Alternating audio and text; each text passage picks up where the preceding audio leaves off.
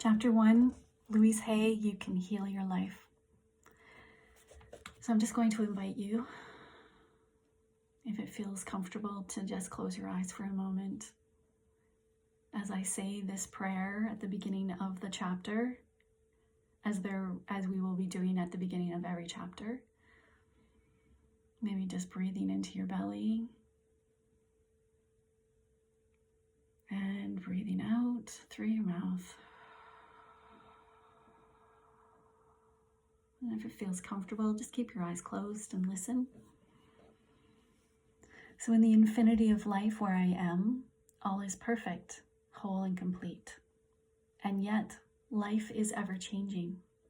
There is no beginning and no end, only a constant cycling and recycling of substance and experiences. Life is never stuck or static or stale, for each moment is ever new and fresh. I am one with the very power that created me, and this power has given me the power to create my own circumstances. I rejoice in the knowledge that I have power. I have power of my own mind to use in any way I choose. Every moment of life is a new beginning point as we move from the old.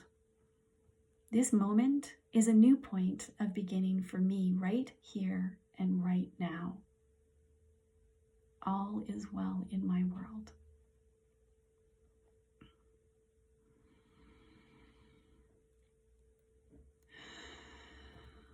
So chapter 1, what I believe. The gateways to wisdom and knowledge are always open. Life is really very simple. What we give out, we get back. What we think about ourselves becomes the truth for us. I believe that everyone, myself included, is responsible for everything in our lives, the best and the worst. Every thought we think is creating our future. Each one of us creates our experiences by our thoughts and our feelings. The thoughts we think and the words we speak create our experiences. We create the situations, and then we give our power away by blaming the other person for our frustrations. No person, no place, and no thing has any power over us, for we are the only thinkers in it. When we create peace and harmony and balance in our minds, we will find it in our lives. So which of these statements sound like you? People are out to get me. Everyone is always helpful. Each one of these beliefs will create quite different experiences. What we believe about ourselves and about life becomes true for us. The universe totally supports us in every thought we choose to think and believe. Put another way, our subconscious mind accepts what we choose to believe. They both mean that what I believe about myself and about life becomes true for me. What you choose to think about yourself and about life becomes true for you. And we have unlimited choices about what we can think. When we know this, then it makes sense to choose everyone is always helpful, rather than people are out to get me. The universal power never judges or criticizes us. It only accepts us at our own value. Then it reflects our beliefs in our lives. If I want to believe that life is lonely and that nobody loves me, then that is what I'm going to find in my world. However, if I'm willing to release that belief and to affirm for myself that love is everywhere and I am loving and lovable, and to hold on to that new affirmation and to repeat it often, love is everywhere and I am loving and lovable, then it will become true for me. Now loving people will come into my life. The people already in my life will become more loving to me, and I will find myself easily expressing love to others. Love is everywhere, and I am loving and lovable. Most of us have foolish ideas about who we are and many, many rigid rules about how life ought to be lived. So this is not to condemn us, for each of us is doing our very best. If we knew better, if we had more understanding and awareness, then we would probably do it differently. Please don't put yourself down for being where you're at. The very fact that you have found this book and me reading it and have discovered me means that you are ready to make new positive change in your life. Acknowledge yourself for this. Men don't cry. Women can't handle money. What limiting ideas to live with. When we are very little, we learn how to feel about ourselves and about life by the reactions of the adults around us. It is the way we learn what to think about ourselves and about our world. Now, if you lived with people who were very unhappy, frightening, guilty, or angry, then you learned a lot about negative things about yourself and about the world. I never do anything right. It's not my fault. If I get angry, I'm a bad person. Beliefs like this create a frustrating life. When we grow up, we have a tendency to recreate the emotional environment of our early home life. This is not good or bad, right or wrong. It is just what we know inside as home. It's familiar, right? We also tend to recreate our personal relationships, in our personal relationships, the relationships we had with our mothers or our fathers, or what they had between them. Think how often you have had a lover or a boss who was just like your mother or father. We also treat ourselves the way our parents treated us. We scold and punish ourselves in the same way.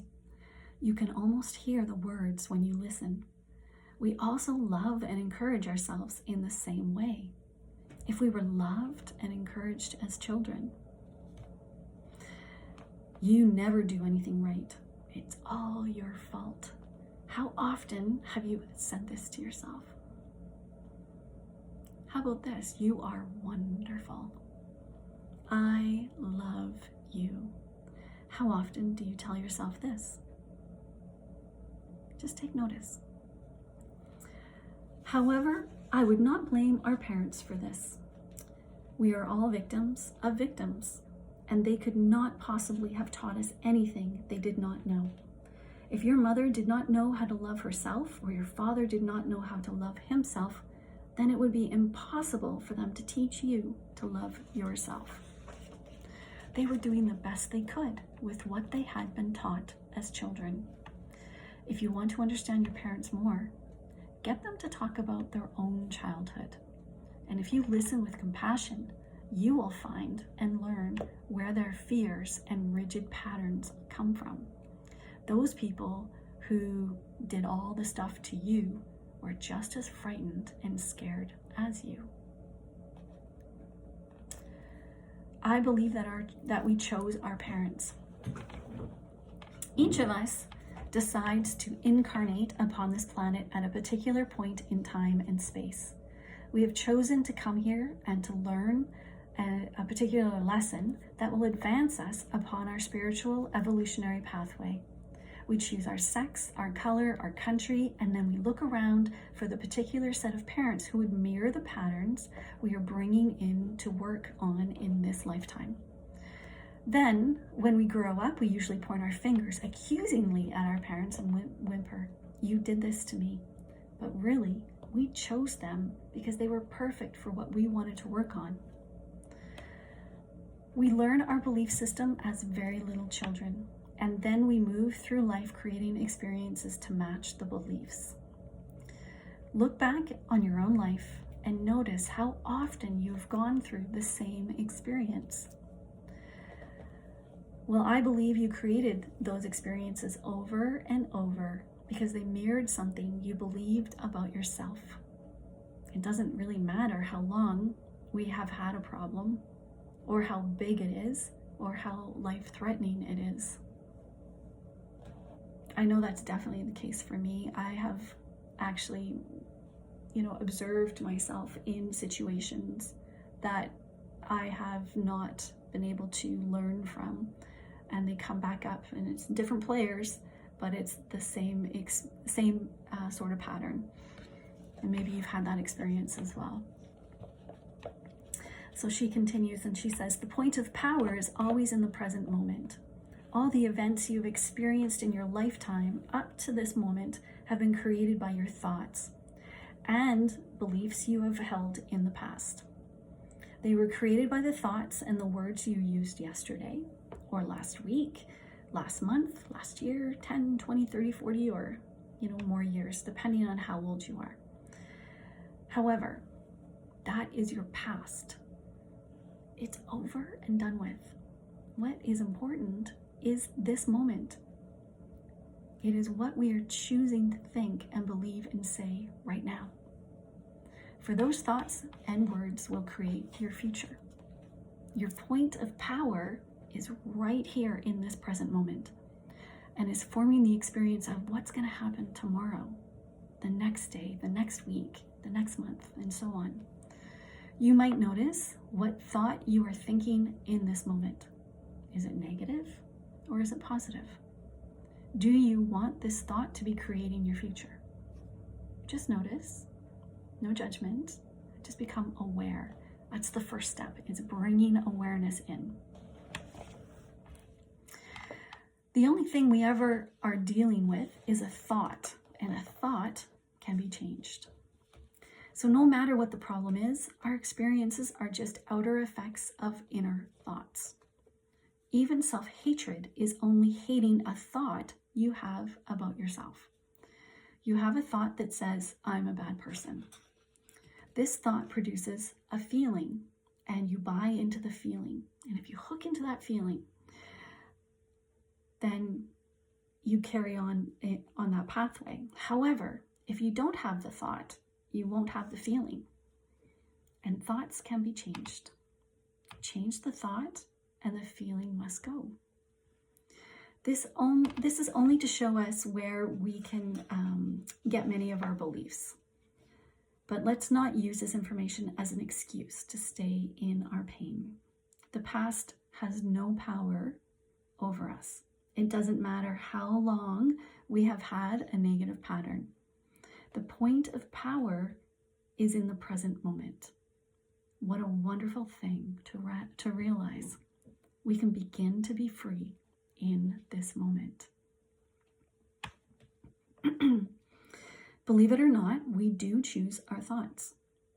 We may habitually think the same thought over and over so that it does seem like we're not choosing the thought. But we did make the original choice. We can refuse to think certain thoughts. Look how often you have refused to think a positive thought about yourself. Well, you can also refuse to think a negative thought about yourself. Sorry, you can also, did I say refuse? You can also refuse to think a negative thought about yourself. It seems to me that everyone on this planet who I know or have worked with is suffering from self-hatred and guilt to one degree or another. And the more self-hatred and guilt we have, the less our lives work. The less self-hatred and guilt we have, the better our lives work on all levels. The innermost belief for everyone I have worked with is always, I'm not good enough. We often add to that, I don't do enough, I don't deserve. Does that sound familiar to you? Often saying or implying or feeling that you are not good enough, but for whom? And according to whose standard? If this belief is very strong in you, then how can you possibly have created a loving, joyous, prosperous, healthy life? Somehow, your main subconscious belief would always be contradicting it. Somehow, you would never quite get it together, for something would always be going wrong somewhere. I find that resentment, criticism, guilt, and fear cause more problems than anything else. These 4 things cause the major problems in our bodies. and in our lives. These feelings come from blaming others and not taking responsibility for our own experiences. If you see, if we are all responsible for everything in our lives, then there is no one to blame. Whatever is happening out there is only a mirror of our own inner thinking. I'm not condoning other people's poor behavior, but it is our beliefs that attract people who will treat us that way. If you find yourself saying, everyone always does such and such to me, or they criticize me, is never there for me, uses me like a doormat, abuses me, then she says, this is your pattern. There is some thought in you that attracts people who exhibit this behavior. That doesn't mean that you're bad. When you no longer think that way, they will go elsewhere and do that to somebody else. You will no longer attract that pattern in. Following are some results of patterns that manifest on the physical level. Resentment is a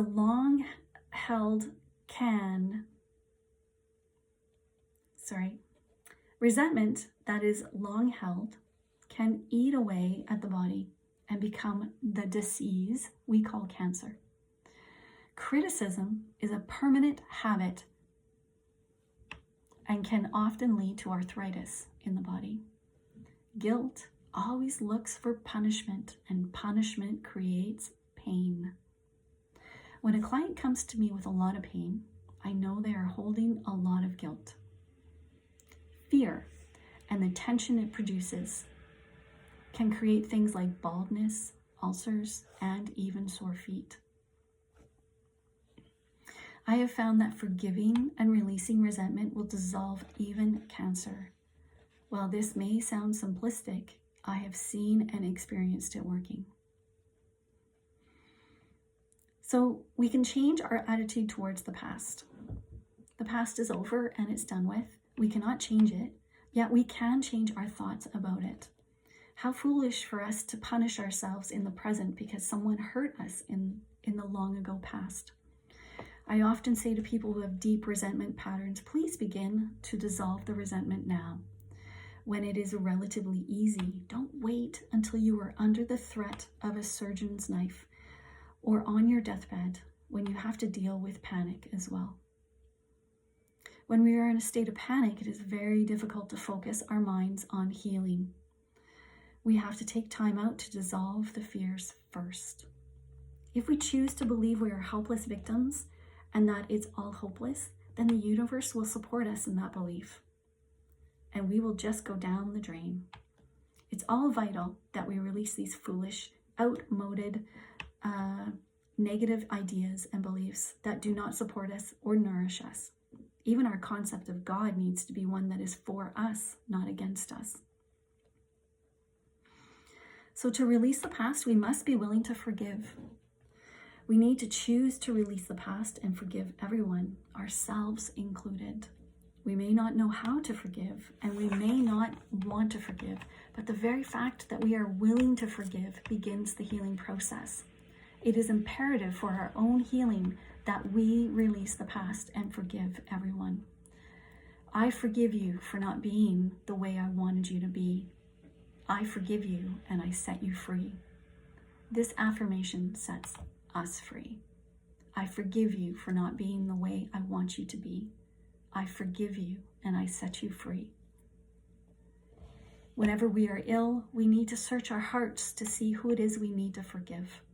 The Course of Miracles says that all disease comes from a state of unforgiveness, and that whenever we are ill, we need to look around to see who it is that we need to forgive.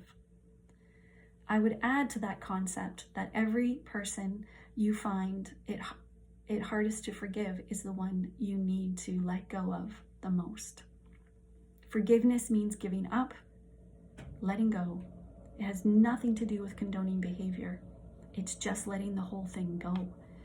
We do not have to know how to forgive. All we need to do is be willing to forgive. the universe will take care of the hows. We understand our own pain so well. How hard is it for most of us to understand that they, whoever they are, need to forgive? They were also in pain. We need to understand that.